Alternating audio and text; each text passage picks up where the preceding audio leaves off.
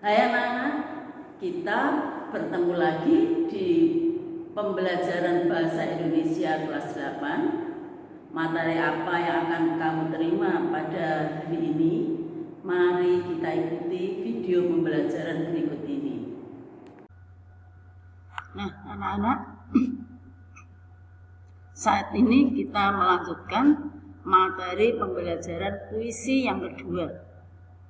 KD yang akan kita capai pada pembelajaran ini adalah KD 3.8. Tujuannya pada akhir pembelajaran ini diharapkan nanti kamu satu, dapat menelaah unsur fisik teks puisi. Dua, dapat menelaah unsur batin teks puisi. Tadi pada tujuan ada unsur fisik dan unsur batin. Unsur fisik dan unsur batin itu merupakan unsur pembangun sebuah puisi. Yang termasuk dalam unsur fisik itu apa saja? Di sebelumnya saya jelaskan dulu, unsur fisik itu unsur puisi, unsur pembangun puisi yang bersifat tersurat atau terlihat. Sedangkan unsur batin yaitu unsur pembangun puisi yang bersifat tersirat. Jadi tersirat itu tidak tertulis di dalam puisi itu, tetapi kamu bisa menyimpulkan. Jadi tidak terlihat, tersirat, bisa kamu simpulkan. Yang termasuk dalam unsur fisik itu apa saja? Yang pertama rima. Rima itu persamaan bunyi. Yang kedua diksi, pilihan kata. Yang ketiga majas. Yang keempat citraan atau pengimajinasian. Yang kelima tipografi. Yang keenam irama. 7 kata konotasi dan 8 kata-kata berlambang. Yang termasuk dalam unsur batin itu apa saja? Yaitu yang satu tema, yang kedua amanat, yang ketiga nada, yang keempat suasana. Nah, tadi dikatakan bahwa unsur batin itu tidak terlihat, hanya bisa kamu simpulkan. Nah, seperti tema, amanat itu kan kamu nanti bisa menyimpulkan dari membaca atau melihat sebuah puisi. Kamu bisa menyimpulkan, oh temanya seperti ini. Tidak tertulis, ya. Nah, untuk lebih jelasnya kita lanjutkan menganalisis sebuah puisi. Puisi yang akan kita analisis adalah puisi mimpi dan cita. Di modulmu kamu bisa lihat modul halaman 23. Ya, jadi kamu sambil melihat modulmu. Ini sama yang saya tayangkan di sini sama dengan puisi di halaman 23. Kamu ikuti langkah-langkahnya pada waktu kita menganalisis sebuah puisi. Ini masih puisinya sampai 4 bait ya. Kamu baca di modulmu. Saya lanjutkan. Nah, ini yang pertama akan kita analisis adalah puisi mimpi dan cita tadi atas unsur fisik. Yang pertama apa yang akan kita analisis yaitu unsur fisik rima. Rima itu adalah persamaan bunyi ya, tadi artinya sudah dijelaskan di awal ya, persamaan bunyi. Sebuah puisi bagaimana kita bisa menentukan pola rima, jadi ABAC, ABCD, ABCD, ABCC itu namanya pola rima. Bagaimana kita bisa menentukan pola rima sebuah puisi? Caranya seperti ini. Perhatikan ya, sambil kamu melihat puisimu halaman 23 dari modul yang sudah kamu pegang. Ya. Caranya untuk bait itu ya, bukan bait 1, 2, 3. Bait sebuah puisi, kalimat pertama dalam bait itu kita beri kode dengan A. Jadi ini kita ada hubungannya dengan urutan abjad. Kita beri kode A. Kita lihat sekarang. Tersenyum aku menahan getir dan rintian jiwa. Ingat, A, jiwa. Kebetulan di akhirnya bunyi A nih ya, bunyi wa, jiwa. Nanti kalau ada bunyi A atau bunyi wa pada bait ini, pada puisi mimpi dan cita, bait ini, bait satu ini, maka kita beri kode dengan A. Kita lanjutkan. Sebab impian dan cita-cita terhenti. Terhenti. Ini ada bunyi I. Urutan abjad selanjutnya setelah A adalah B.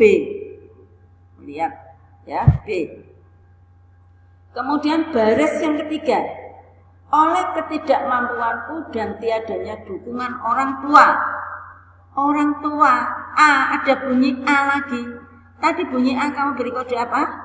A ya, tadi ya pada kalimat pertama tadi ya, bait ini ya. Nah berarti A lagi. Kita lanjutkan kalimat keempat. Kusimpan mimpiku setelah lepas masa putih abu. Abu, U.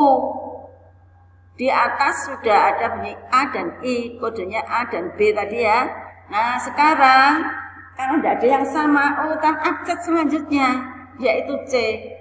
Ya. Jadi pola rima dari bait satu ini adalah AB, AC. Demikian juga untuk bait-bait selanjutnya. Tiap ganti bait kamu awali dengan kode abjad yang pertama lagi. Ya. Saya lanjutkan. Diksi. Menggunakan kata merajut cita untuk mencapai cita-cita. Pada bait 2 itu ada kalimat aku datang untuk pergi berkelana merajut cita. Nah, merajut cita maksudnya ini mencapai cita-cita. Karena ini bahasa puisi, orang mencari keindahannya diganti dengan kata merajut cita. Jadi diksi itu pilihan kata. Kemudian 3 majas. Majas itu ada beberapa majas di modul sudah saya berikan ya. Ada lebih lagi tapi yang saya berikan ini yang sering ada di dalam soal-soal yang kamu hadapi sesuai dengan pembelajaran SMP ya. Kusimpan mimpiku setelah lepas masa putih abu. Ya, di sini majas metafora, kata membandingkan ini ya, membandingkan majas metafora. Majasnya. Ada lagi majas ini. Berpuluh kali aku telah jatuh. Berpuluh kali pula aku bangkit lagi. Di sini majas paralelisme pada majas pertautan.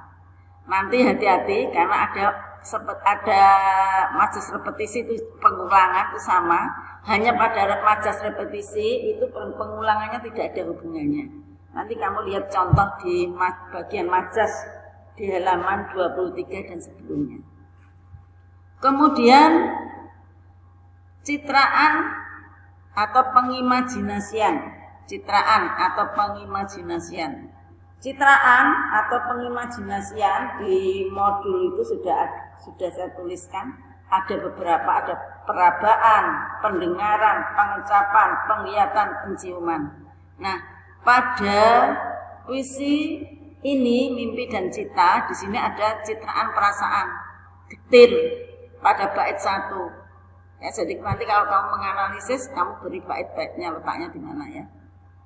Ada citraan penglihatan, kota penuh cahaya. Kita bisa tahu ada cahaya berarti dari penglihatan, itu di bait 2. Nah. Kemudian tipografinya, perwajahan, modelnya. Ini terdiri dari 4 bait. Ya. Iramanya tentu ini sedih. Tidak mungkin kamu gembira ini ya. Sedih tapi penuh pengharapan karena ingin meraih cita-cita. Kemudian ada kata-kata konotasi, ya, unsur fisik yang lain. Impian itu sama dengan angan-angan, bumi pertiwi sama dengan tanah tumpah darah. Kemudian ada juga kata-kata berlambang. Massa putih abu. Putih abu itu lambang dari SMA, sekolah menengah atas SMA, seragamnya putih abu. Ada lagi lambang misalnya pita hitam, hitam itu lambang kesedihan. Bunga, lambang kecantikan, itu kata-kata berlambang. Ya, itu unsur fisik. Nah sekarang unsur batin. Tadi tidak terlihat, tetapi bisa kamu simpulkan. Temanya adalah perjuangan seseorang dalam meraih cita-cita. Amanat, nah ini bisa 2, amanat bisa 3, tergantung dari puisi itu tadi ya. Dalam meraih cita-cita kita harus tabah kuat dalam menghadapi rintangan, agar kita membaktikan ilmu yang kita dapat untuk tanah air tercinta. Ya, jadi ini amanatnya. Dari puisi ini kamu bisa menarik pembelajaran seperti ini. Kemudian nadanya itu penuh keprihatinan, tetapi penuh semangat perjuangannya, penuh semangat dalam meraih cita-cita. Suasana penuh semangat. Semuanya pada unsur batin tidak terlihat di situ, tapi kamu bisa menyimpulkan. Nah, itulah unsur-unsur pembangun puisi. Sudah saya beri contoh cara mengerjakannya, ya. Nah, untuk lebih memperdalam pemahamanmu, kamu bisa mengerjakan soal dari modulmu di halaman 25. Puisi Tanah Tumpah Darahku. Analisislah puisi tersebut atas unsur fisik dan unsur batin. Ya, cara mengerjakannya di modul sudah ada contohnya, di video pembelajaran ini juga sudah ada contohnya, sudah saya jelaskan. Nah, coba kamu kerjakan. Apabila ada kesulitan atau hal yang belum kamu pahami, kamu boleh bertanya. Ya, selamat mengerjakan. Ingat, patuhi dan jadikan kebiasaan.